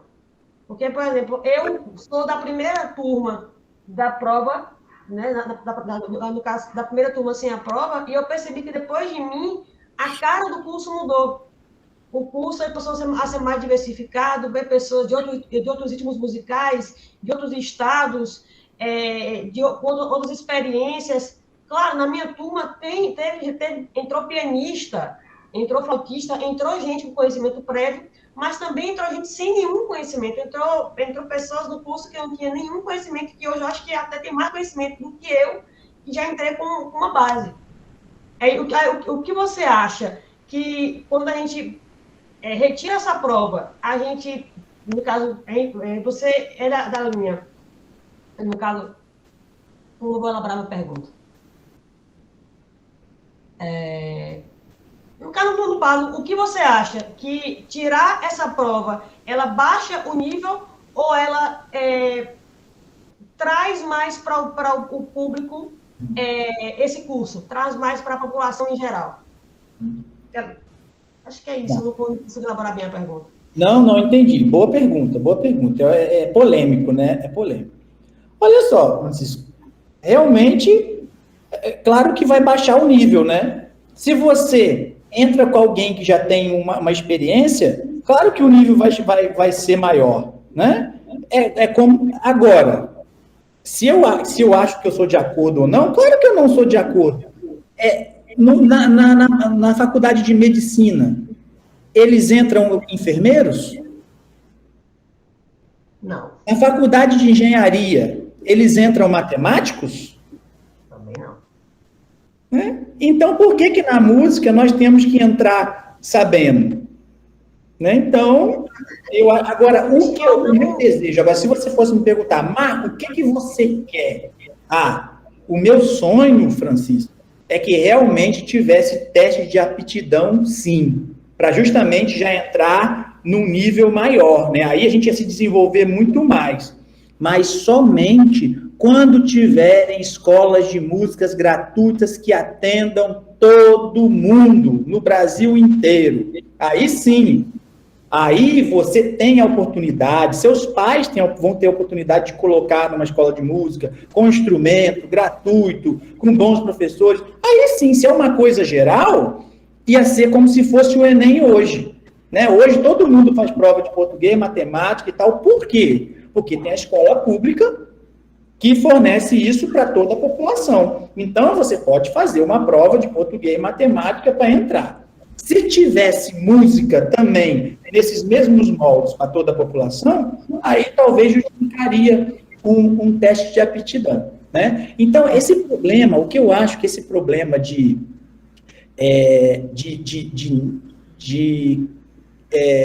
dos alunos que estão na universidade, que entram sem teste de aptidão, né? Os problemas que tem não são os alunos que entram sem saber música. Os problemas que nós temos somos nós, professores, que não fomos formados para receber esse tipo de público, né? O que o professor Marcos Vinícius chama de hábitos conservatorial, né? A gente, mesmo quem é formado em curso de licenciatura, né, ele foi moldado para ser professor de conservatório. Então, você entra no curso superior, eu vou trabalhar o método Closet, eu vou trabalhar, né, a peça de violão, não sei o quê. Aí chega o aluno que não sabe nem pegar no violão, aí você tem, né, toda aquela formação que você estudou na universidade que não é compatível com esse novo paradigma. Então, o problema não são vocês. O problema somos nós, professores, que a gente tem que se enquadrar. O meu sonho, eu falo para os meus estudantes, o meu sonho é que esse modelo de professor que eu sou hoje não exista mais. Que eu sou um professor, que eu não sou bacharel em instrumento, né? Não sou bacharel em regência, né? Eu não sou nada, não sou especialista em nada. Eu toco um pouco de sax, toco um pouco de clarineta, rejo um pouco, justamente para formar e ser ensino coletivo. Então, eu sei formar, né? A minha formação é para receber justamente esse povo que entra ou com pouca formação ou sem formação nenhuma. E eu sou professor da cadeira de instrumento. Olha só, né? Nunca que numa universidade como a Bahia, ou como o Rio de Janeiro, eu ia conseguir entrar aqui com esse professor de instrumento. Com certeza. Tá vendo? Claramente esse foi um argumento sobre deveria ter a prova de aptidão, porque quem entra em português, quem entra em letras, entra sabendo ler, quem entra em matemática, entra sabendo matemática. E aí eu usei o mesmo argumento, e quem entra em medicina, entra sabendo usar o bisturi? Não, mas eu colaboro, eu compartilho do seu mesmo pensamento. Eu não quero que não tenha provas. O meu sonho é que um dia exista escolas públicas, acesso à música na escola pública para todos, para que a gente possa, assim, ó, a gente tem um nível básico de música para que você possa fazer uma prova de aptidão. Porque a gente está na Universidade Estadual de Feira de Santana. Então, a gente recebe, em sua maioria, a população que vem da escola pública. Então, como exigir do aluno de escola pública o ensino de música se não tem esse acesso à música com facilidade na rede pública? Acho que seria muito utópico. Eu acho que quando a gente conseguir chegar nesse nível, a gente vai conseguir, sim, chegar com provas de habilidades específicas, justamente pelo que você falou. Professores que são formados da área acadêmica, eles são formados para ensinar pessoas que já vêm com conhecimento prévio. Muito obrigada por essa. Marco, apesar do tempinho estourado, a Fabiana, ela já tinha levantado a mão, e aí logo em seguida o Davi fez uma pergunta e depois o Daniel levantou a mão. Então eu não sei se vai dar para essas três, mas assim, como a Fabiana foi a primeira, eu vou... antes de passar a vez para a Fabiana, eu já vou ler logo a do Davi. Não, aliás, vamos pela ordem, né? Vamos ver aí, Fabiana, que levantou a mão.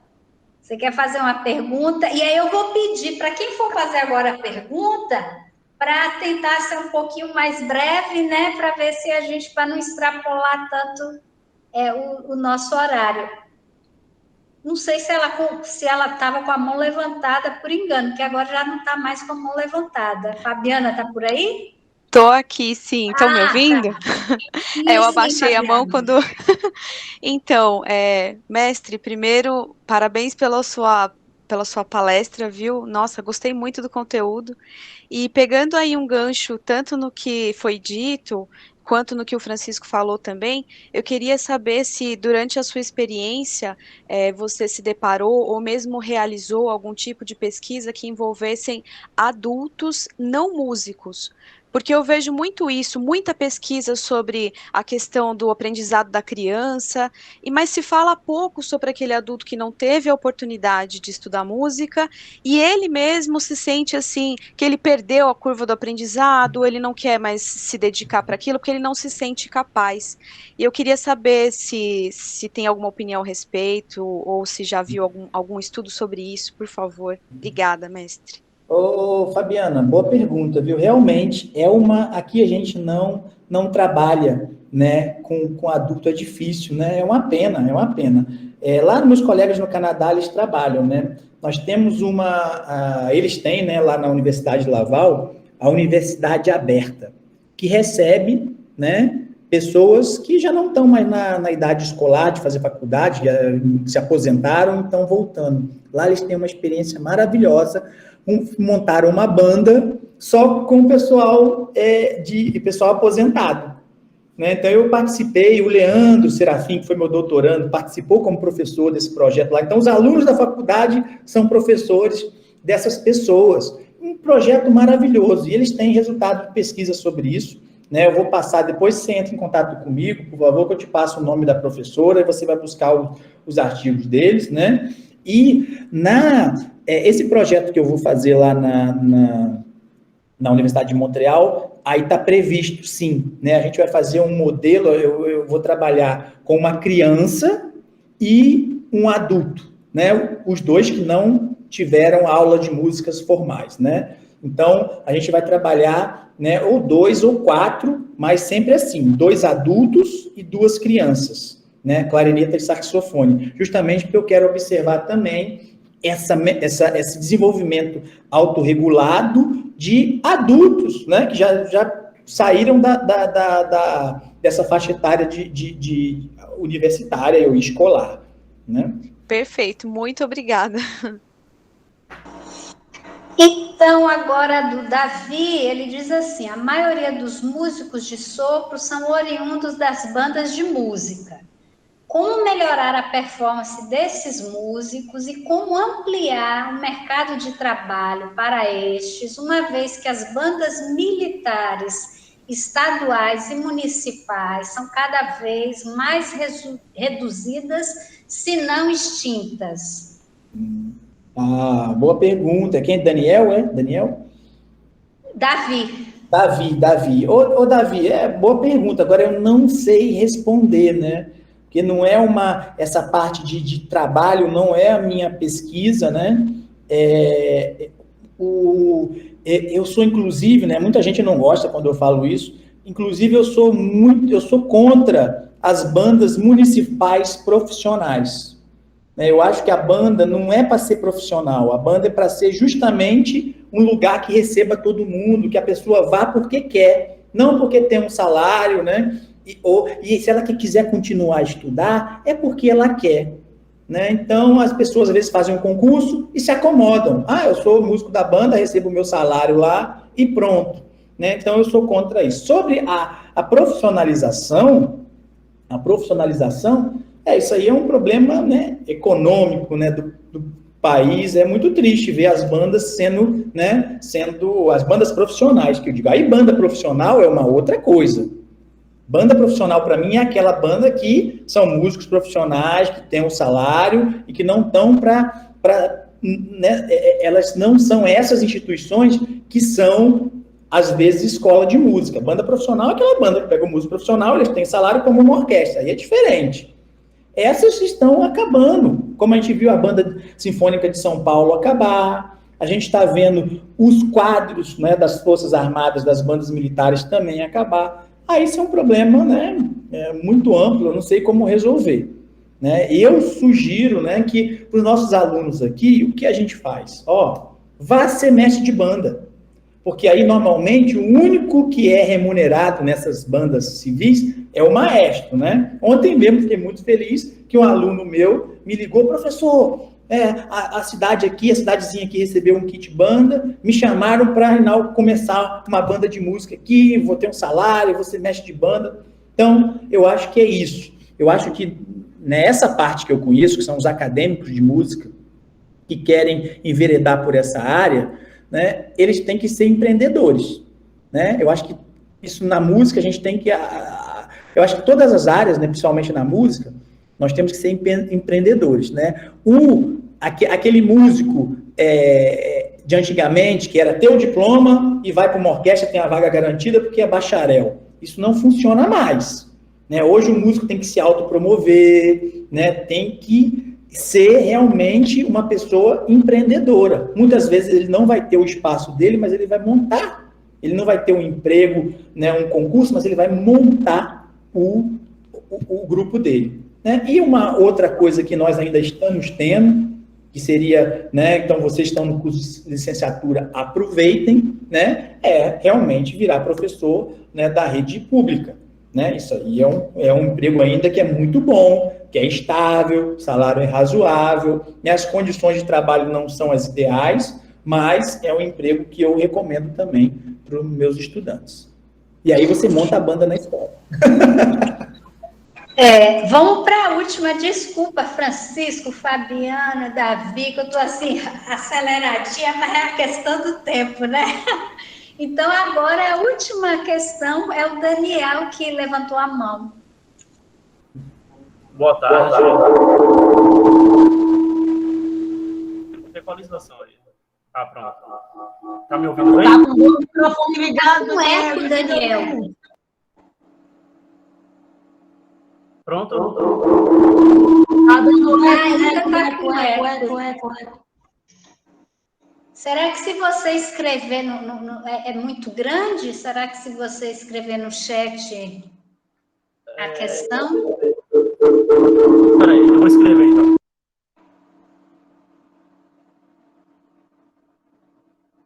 Mas tenta, Daniel, tenta. É porque quando você abre fica um ecozinho. Vai mais uma vezinha. Veja se agora melhora. Alô? Talvez, Daniel, você abaixa o seu volume e fala, e depois você aumenta para ouvir a resposta. Né?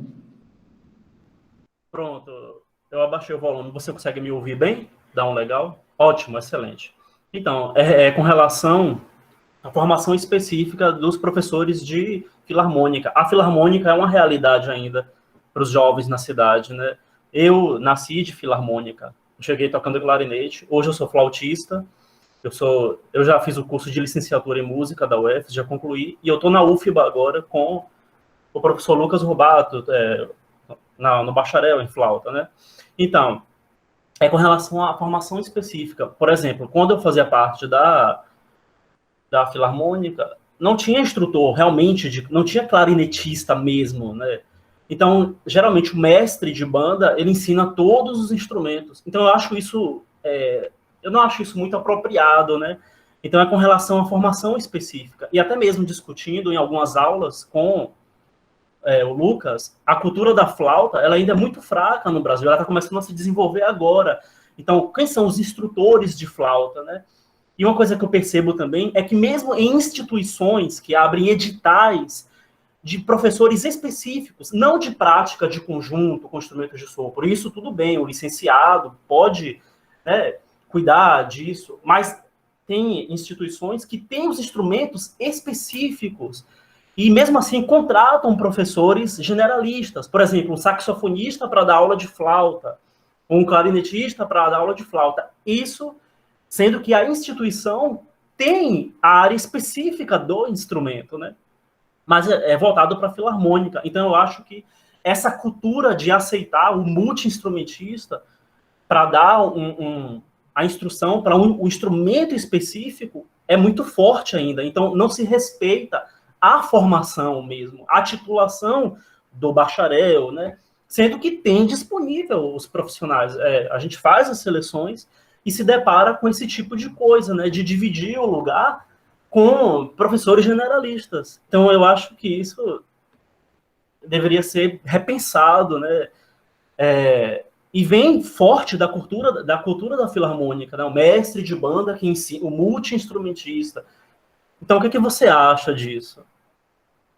E outra coisa, só complementando, principalmente para os estudantes, por exemplo, no curso de flauta, Lucas recebe muitos alunos com dificuldades técnicas básicas, porque vieram de filarmônica, questões técnicas que precisam ser corrigidas para dar continuidade ao curso, né? Então, são essas questões para consertar o aluno dentro da cultura do instrumento. O que você acha disso? Esperar ele aumentar o volume. Então, Daniel, muito boa pergunta e polêmica, né? Então, o que eu acho disso? Olha, o ideal é uma coisa, né? E o possível é outra, né? Quando eu trabalho no Canadá ou na França, rapaz, a orquestra está lá na escola, a maestrina regendo, a orquestra com uns 30 ou 40 músicos, cada naipe, do lado do naipe, tinha 2 professores de violino, 2 professores de cello, 2 professores de contrabaixo, 2 professores de viola, lá corrigindo o arco e tal. Depois todo mundo faz aula individual com o professor de cada um, né? Isso é um sonho, né? Na banda de música na França, a mesma coisa. Professores formados de todos os instrumentos. Então, a banda de música, né? É uma escola formada, tem um diploma lá, que é o diploma, não é nem ser bacharel ou outro, não é esse o diploma, tá? É o diploma de o diploma para você ser professor em bandas de música. Então, bacharel, não é porque o caso de você ser bacharel, você vai ser um bom professor, principalmente para atuar na banda de música. Então, lá você tem que passar um diploma específico, né? Você pode ser bacharel, pode ser licenciado, mas você faz um diploma específico para ser professor de banda de música. Então, você tem que ter as qualidades técnicas, mas as qualidades pedagógicas também. E todos os professores têm que ter esse diploma, né? Se você ler minha tese, eu explico isso bem direitinho, né? Agora, você acha que isso é possível na nossa realidade? A gente não consegue nem ter um maestro de banda diplomado? A gente vai conseguir ter, né? O ideal seria isso, né? Se a gente conseguisse convencer os gestores de ter realmente uma banda dessa maneira, seria o ideal, como você falou. Aqui no Ceará, professor de flauta formado, nós temos 2. A Adeline, aqui em Sobral, e o professor lá da Estadual, o Heriberto Porto.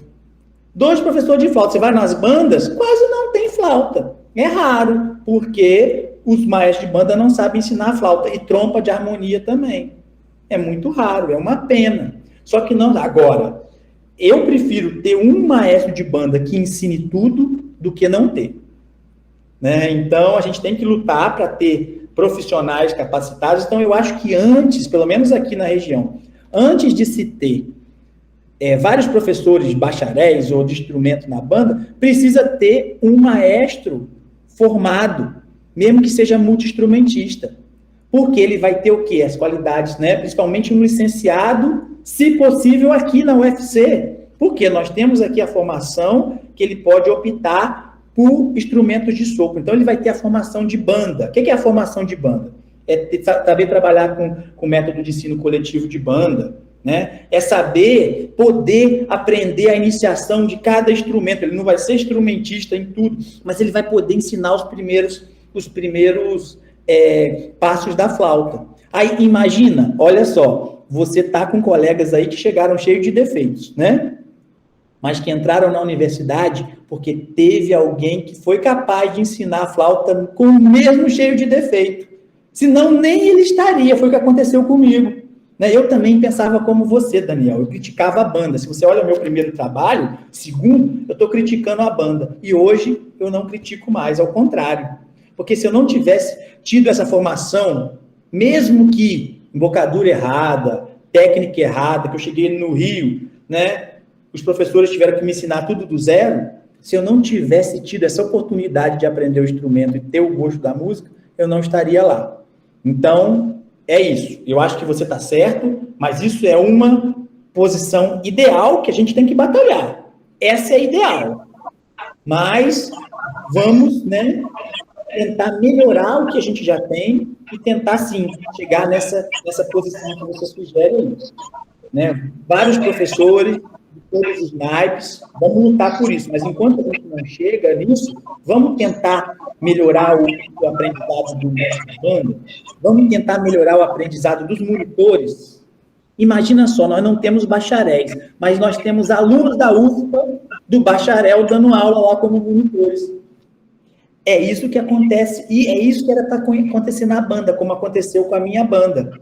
Eu saí lá, aprendi as coisas de clarineta, vim ensinar, que eu aprendi na faculdade, e ensinava. Esse é o espírito de banda também, não é contratar a gente, é as próprias pessoas também fazerem, ajudarem, contribuírem com os seus conhecimentos. Isso eu vi muito forte na banda. O menino lá, cheio de diploma, mas peraí, você vai estudar engenharia, por que você está estudando clarineta? Porque eu quero ser diplomado de clarineta para ajudar a minha banda.